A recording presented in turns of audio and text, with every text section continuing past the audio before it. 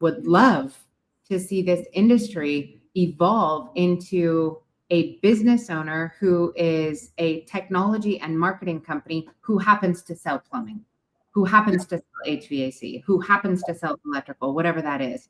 Because when you do that, God, life is so much easier. But that's sort of, the evolution of businesses, right?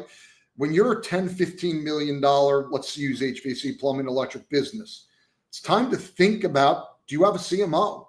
You should have a CFO in-house. Worst case, when you start approaching 5, 7 million, you should hire a good fractional CFO that runs accrual-based accounting.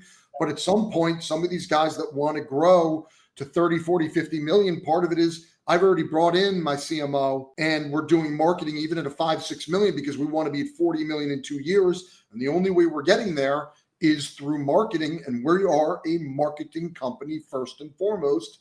So it is what ultimately businesses should do.